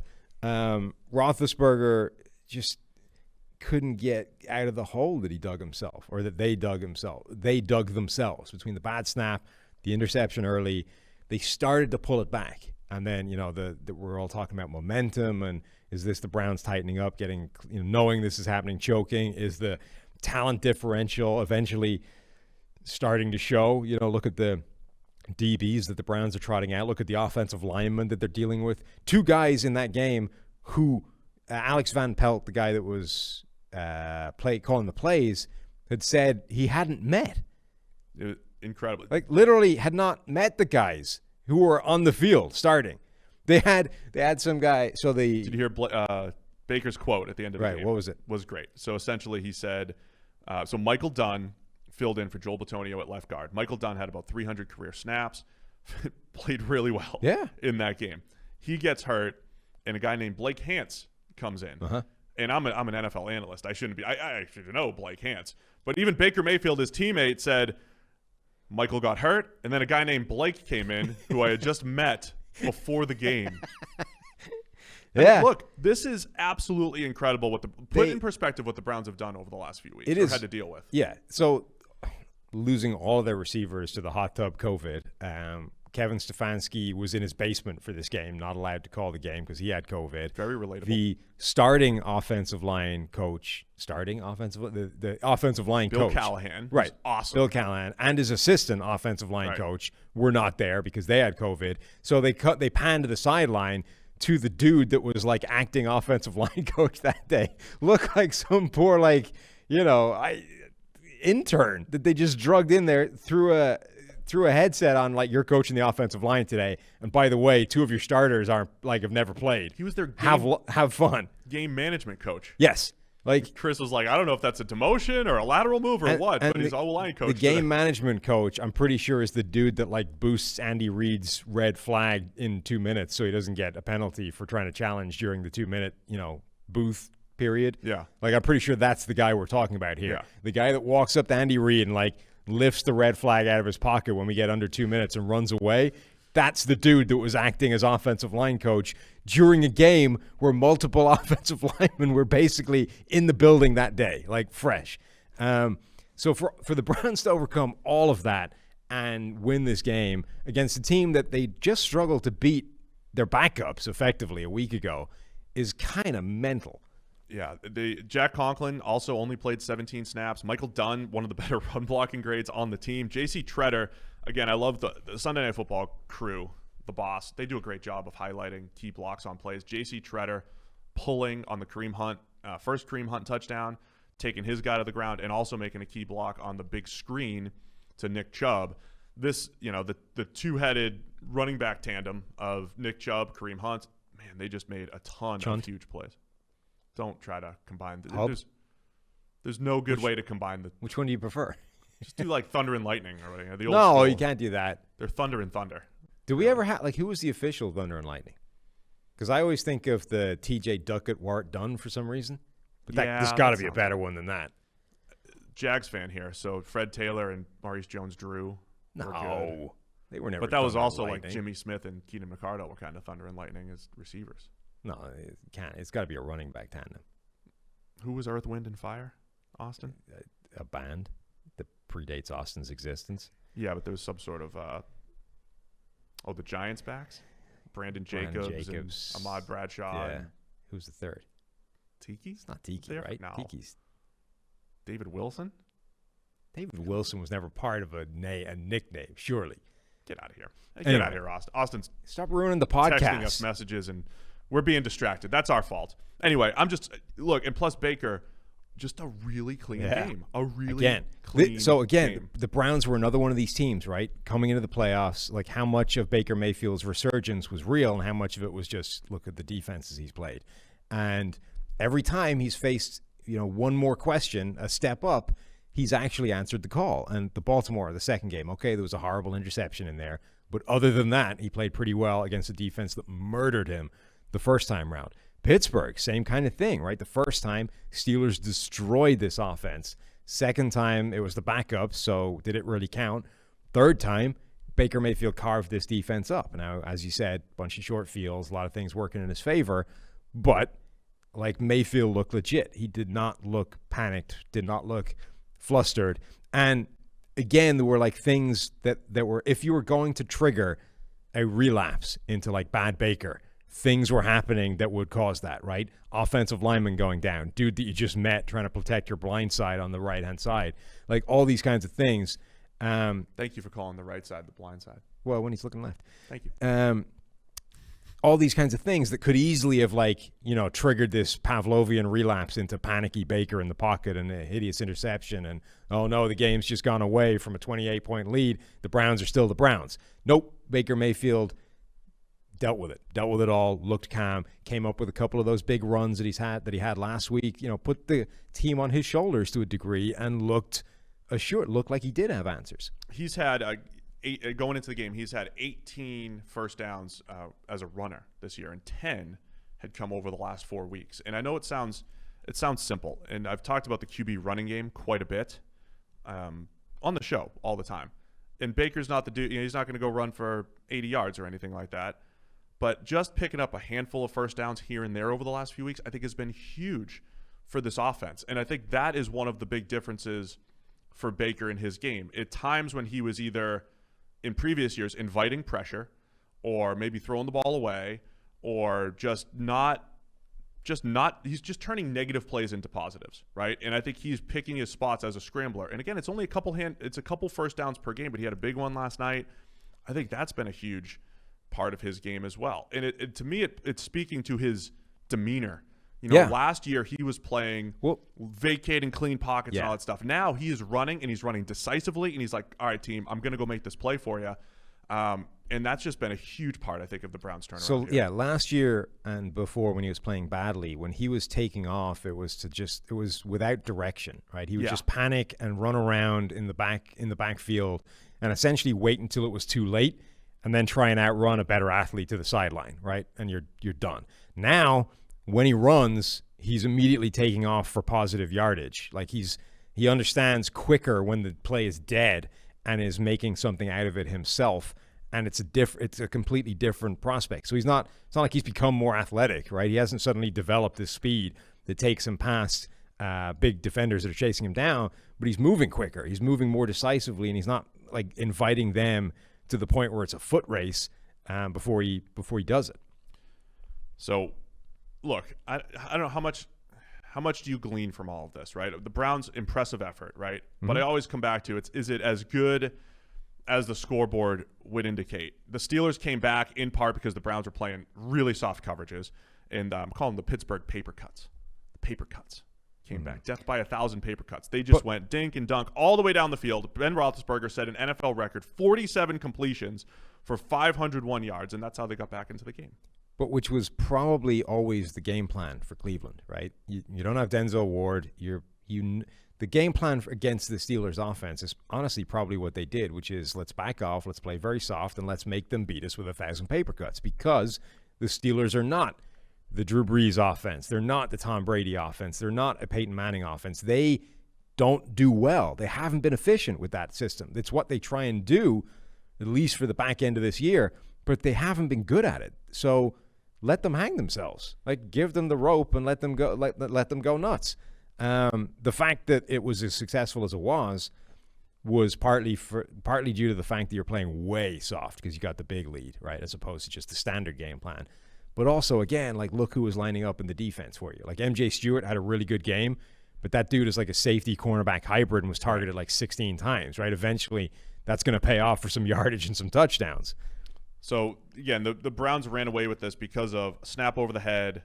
Big Ben throws a pick, which was on him. Some of the picks weren't on him. Batted pass, tipped passes. But the Browns, all of the turnovers went their way. As we spin it forward and they need to beat the Chiefs next week on Sunday, they probably need a few of those breaks to go their way there as well. I'm bummed that Mayfield and the Browns faced the Chiefs during his rookie season, and it was, good but not great. Kansas City put up insane points. But the time before that was one of the most absurd box scores in Texas football Tech history. Versus Oklahoma, Saturday night game. A 66-59 win for the Oklahoma Sooners. Baker Mayfield threw for 545 yards and 7 touchdowns with no interceptions. Patrick Mahomes, in a losing effort, threw for 734 yards, 5 touchdowns, and 1 interception. And also rushed, by the way, for 85. Patrick Mahomes accounted for over 800 yards of offense and 7 touchdowns in this game. Baker Mayfield had 2 for 19 scrambles. Add another 19 to his total. It was one of those but games that's like where what, it's like 800. That's like 1,350 yards of offense between those two quarterbacks and 14 touchdowns. I hope we see the same thing this week. I mean, it could be the way those teams are playing. The Big 12, yeah, they didn't play defense well and all that stuff, but they were also big-time throws left and right. It wasn't like every throw was wide open. It was like step of separation. Those dudes were putting it on receivers down the field. But the Browns are like racking up, 48 against the Steelers, 40, whatever it was, 45 against Tennessee. The Browns have had games where they put up like monster production, and obviously Kansas City is capable and willing and eager to get into a shootout any occasion they want. If, again, the payoff, the reward for suffering through the 2020 year of COVID and all these kinds of things should be an Aaron Rodgers versus Patrick Mahomes Super Bowl, right? It's what we all deserve. I also think we deserve a rematch of 66-59. Or Brady Mahomes. Yeah, that too. Brady Mahomes would work too. But I also think we deserve next week a 66-59 Baker versus Mahomes repeat. We got a Browns win, though, a Browns playoff win. Congrats to the Browns. Steelers, we'll figure out where they're going to go from here. But they went after being undefeated, and a lot of people at PFF calling them underrated or overrated. As an 11-0 team. Finished the season 1-5. Yeah. Including some just and the ugliness. One was a big comeback after being 24-7 down. Yeah, I mean, they're essentially a second-half comeback away from the Colts from losing their last 6. Yeah. So 48-37, the Browns move on. Go check out the PFF Daily. We had more on this game and the Browns' incredible effort. First playoff win since 1994 when Bill Belichick and Bill Parcells were both wearing starter jackets on the sideline. All right, so what a weekend. I enjoyed it. 6 games. Did you enjoy the new Super Wildcard Weekend? Wall-to-wall action from 1 p.m. on Saturday through last night. Yeah, it's a lot. I mean, the worst part about it was the moniker Super being thrown on it for reasons passing understanding. But it's pretty much just Wildcard football weekend itself now. Was good. Yeah, it implies that it's going to go back to normal at some point, but this is it. Like, this is how the playoffs are now until they expand it again. And they'll go super-duper Wildcard Weekend, the wildest of wild cards. Starting soon in the NFL when they expand. All right, let's get into some offseason talk, some free agency. We talked about the entire free agent class the other day. Let's focus on the offensive side of the ball right now. And part of our discussion the other day was the receivers at the top. And we saw some of those guys, or a few of those guys in action this weekend. Chris Godwin, Allen Robinson, and Kenny Golladay. I think there was healthy debate. They're all free agents. Healthy debate as to which one's the best free agent. I think Chris Godwin's going to get franchised. I'm expecting him to be back with the Bucs. Allen Robinson could absolutely hit the market, and for the first time in a long time, or maybe ever, does he go say, I want to play with Aaron Rodgers. I want to play with a great quarterback. I want to put up right. Like if a year from now Allen Robinson leads the league in receptions like Stephon Diggs did, or puts up huge numbers a year from now with a better quarterback, wouldn't be surprised. I'm ready to move Robinson over Godwin too as wide receiver 1 in this class. But Godwin, Robinson, and then Kenny Golladay, I'd say the prizes of this wide receiver class if they all hit the market. I mean, most of the time, free agents, et cetera, are just going where the money is best, and everything else is a secondary consideration. I think Allen Robinson at this point owes it to himself to have money as a secondary consideration to who the hell is the quarterback that's going to be throwing me the football. Because, we keep talking about this like, man, I feel sorry for Allen Robinson. Look at the guy's list of quarterbacks, even dating back to college. Like, that dude had Christian Hackenberg throwing him the football at Penn State, Blake Bortles, Mitchell Trubisky, Nick Foles. It's been just this never-ending train wreck of quarterbacks. He's literally never had a quarterback that's any good throwing him the ball dating back to at least high school. And he's still incredible. He's still a top 10 receiver with those circumstances.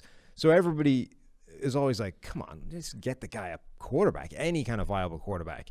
And whenever you put that out into the public domain, into the ether, you get this slew of people that are like, he chose this.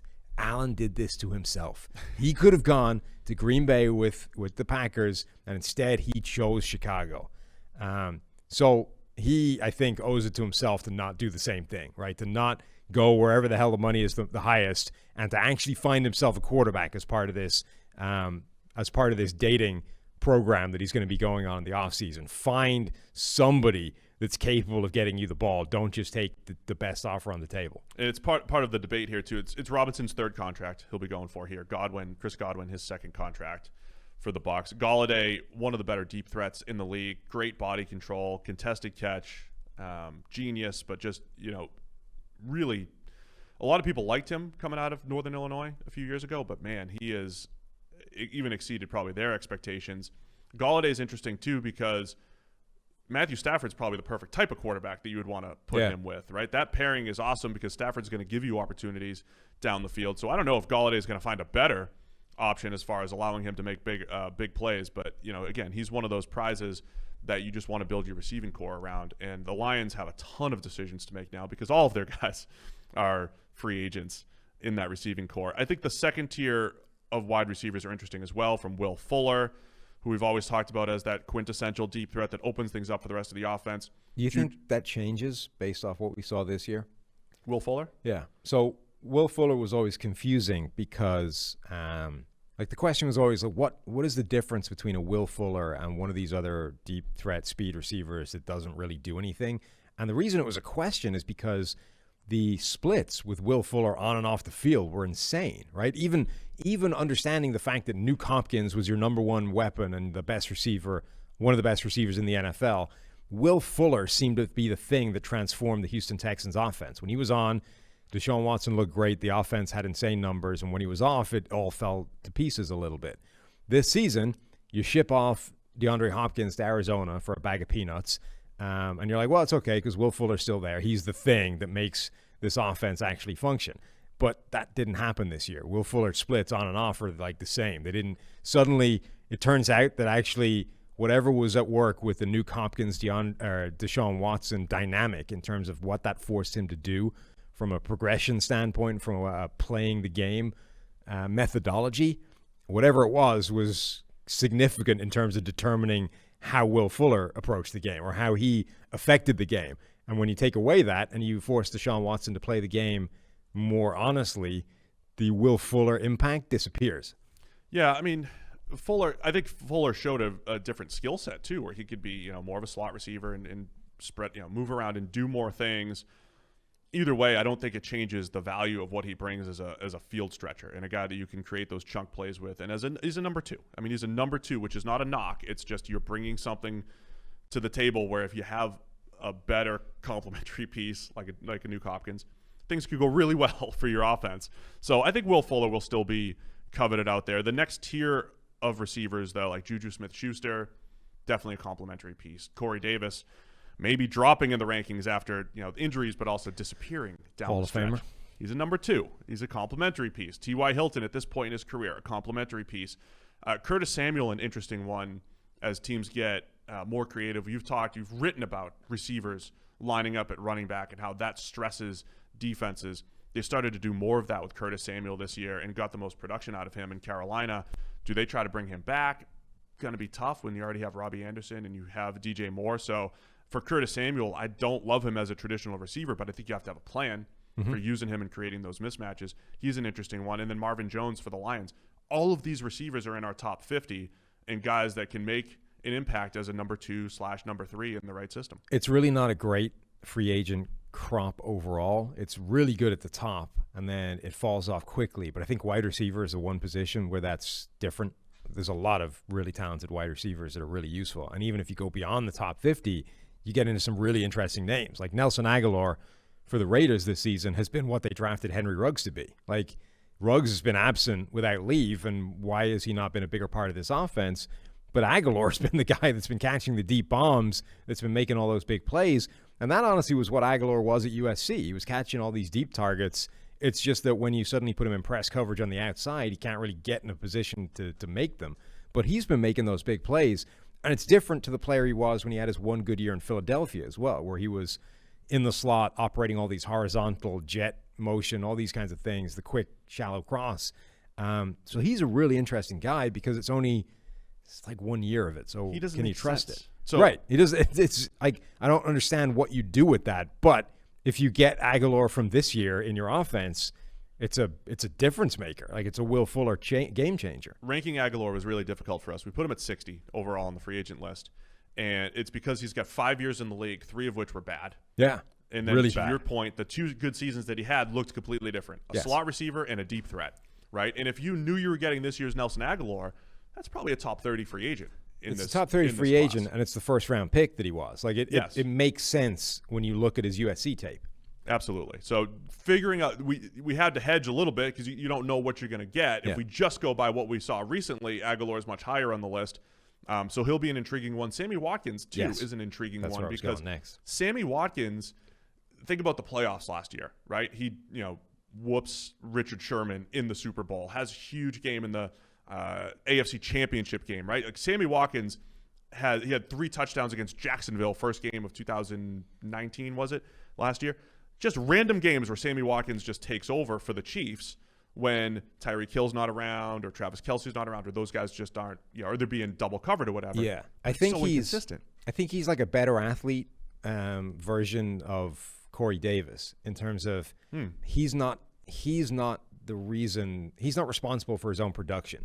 The same way that running backs are generally a product of their environment and everything else that's going on around them, Sammy Watkins and number 2 receivers are generally a product of what's happening with the number 1 and the other guys, right? So when you decide that you're going to take away Tyreek Hill or Travis Kelce and the gravity from those guys pulls the coverage away from somewhere else, Sammy Watkins can go the hell off, right? When he's one-on-one with somebody, he's a great athlete, he's got skills, and he can make some big plays. Same thing is true with Corey Davis. When suddenly you start rotating everything over to A.J. Brown or you start to stuff the box with 9 guys so that Derrick Henry doesn't run for 250, Corey Davis can win one-on-one against a number 2 cornerback. But if you put them out there in a different offense and suddenly there isn't that gravity affecting things and it's just you're on an island against a good player, they're not winning anymore. One of the debates I'm going to be struggling with this entire year is the idea that, yes, we track WAR, wins above replacement, and when you just look at position against position, receiver is one of the most valuable positions on the field. And I think, again, intuitively it makes sense because when these guys do things well, when receivers perform well, they convert first downs, right? There's like when a defensive lineman does something well, it happens 8 to 10 times a year, and it's a sack and it's a huge play. But when receivers do something well, they convert first downs, which is like 40, 50, 60 times a year. That's significant. That makes a big impact on the team. But how much are you willing to pay a Nelson Aguilar, a Marvin Jones, a Sammy Watkins, complementary receivers versus getting a comparable one in the draft or getting comparable receivers in other places? So the value of a number 2/number 3 receiver, I think, is going to be an interesting discussion. Do they make an impact on the field? Absolutely. But the opportunity cost of that guy versus a draft pick, I think, is going to be a healthy debate all offseason. Quarterback-wise, Dak Prescott, we've mentioned as the top. He's the top free agent until he gets franchised, right? Well, until he gets signed, right, by the Cowboys, right? So Dak's the top guy. Do you see Dak even hitting the market? Will Dallas figure this thing out? I think they'll figure it out eventually, but it's not easy. Like, I think there's a non-negligible chance that he ends up getting out of there for no other reason than Dallas has just built this series of rods for their own back in terms of how they dealt with this contract already. Like, the only thing that's even remotely depressing his contract value and his leverage is the injury, right? Everything else since they started this negotiation has only strengthened his leverage from, when I go down, the entire thing falls to pieces to I've been playing better because you gave me some good weapons to work with. Like, everything has worked in his favor except that injury. So if Dallas was looking at this and saying, we think that Dak Prescott is a good, not great quarterback, and we're only willing to go so far in terms of money, particularly when we've already handed Zeke Elliott a $90 million contract, we don't want to go further than that. If they had that line in the sand, it's gotten worse because that line in the sand is closer to, or they've gone past it already. Like, they're not clawing that back. So one of two things needs to happen. Either they need to stay firm, in which case he's gone, or they have to, rub out the line in the sand and move another one. Yeah, I think the Cowboys have seen what they need to see, that he needs to be their guy going forward. I think it's easy enough to look at the whole body of work with Dak and say, look, he's got 2 top 10 finishes and 2 closer to 20. I've used that statement before. I think the other viewpoint too is 2018, 74 grade, up to 80 in 2019, 85 in 2020 before getting hurt, was on pace for his best season. And yeah, he was throwing for 400 yards, three of his 4 games or whatever it was. And that's not why he was good, but they were running that offense through him and scoring a lot of points. I think good things were going to happen in Dallas if Dak had stayed healthy there. So I do expect him back. I think Phillip Rivers, we put him at number 10 for free agent because of the value of quarterbacks. And Rivers, the number 17 graded quarterback prior to this weekend's game, played a great playoff game in a losing effort. And you hear his post-game speech too. Like, he is passionate, man. He was really upset that this team that he just had a year with, bonded with, thought they were going to make a run. I could see teams, Patriots fans were like, hey, is he going to be our guy next year? Broncos fans might be looking at it. Like, there are teams that might want, that have a good roster, give him another 1-year contract. You need to be a team like the Colts from this past year, right? A team that genuinely thinks that this is a roster that should be in the postseason, and given the current guy at quarterback, won't be. So a team like Indianapolis still fits that bill. It sounds like they might be leaning towards moving on, but maybe, I don't know if the Patriots fit that, but the Broncos really do. Like, the Broncos, if they're in this position of saying, hey, look, we just surrounded Drew Lock with this insane amount of talent and Drew Lock shit the bed. Like, okay, this is the Brissett thing all over again, right? We've given this guy a really good environment and it's not happened. So let's throw in a Phillip Rivers and see if we can make the postseason right now. And by the way, we don't necessarily need to give up on Drew Lock in doing so. We can sit in behind Phillip Rivers and let him learn and develop and be a mentor to young Drew and see if he can get better over the next year. And then we can kick him to the curb and move on. That's the thing about the NFL right now. There was a point where you used to hate all the backup quarterbacks that always got jobs, but there was a point where, some of them were ridiculous. Like Matt Castle would always have a job, and Chad Henne is still employed. Chad Henne would have a job. The backups in the NFL, and this includes some of the free agents here, Ryan Fitzpatrick, Jameis Winston, Cam Newton, and Andy Dalton. They're all free. Tyrod Taylor. They're all free agents. And I think if you said, and you took all the people in the world and you said, are these guys one of the best 32 quarterbacks in the world? I think they're all in the conversation, right? They're all one of the best 32 quarterbacks in the world, at least the best top 40. They're all starting caliber players. And I think, maybe Ryan Fitzpatrick gets one of these Phillip Rivers types of jobs. Like, man, you really balled out the last 3 years, Fitz. Take our team that has good talent and see if you can be that bridge quarterback for another team for another year. But I don't know if Jameis Winston's going to get a starting job. I don't know if Cam Newton's going to get a starting job after what we saw this year. Maybe he will. Maybe he'll go to Washington and reunite with Ron Rivera. I don't think Andy Dalton's getting a starting job, or Tyrod Taylor. So I think we're in a situation where the backup talent around the NFL, though, is outstanding. And one of these teams is going to grab a backup and be in a really good situation as far as QB 1 and 2. Yeah, rarely does a top-end quarterback hit the open market. Dak Prescott would be the only one if he does. And outside of that, if you need a quarterback and a starter and you're not in a position for a Trevor Lawrence or a Justin Fields or a Zach Wilson at the top of the draft, you are in this spot of saying, do we think a bridge like Rivers, Fitzpatrick, Winston, do we think one of those guys actually moves the needle in terms of what we currently have and our options? And there's a lot of, those guys would upgrade a lot of quarterback rooms, but they wouldn't necessarily make a giant leap forward in the starter that you have unless you're, the Broncos. Just to round out the offensive discussion, if you're looking for an offensive lineman, we only have 13 offensive linemen in the top 100. It's a decent number, but the high end, the guys that actually make the top 20, Trent Williams, stud offensive tackle, Taylor Moton, really good offensive tackle. They make the top 20, and then 2 guards, Brandon Scherf and Joe Thuney. So there's some depth.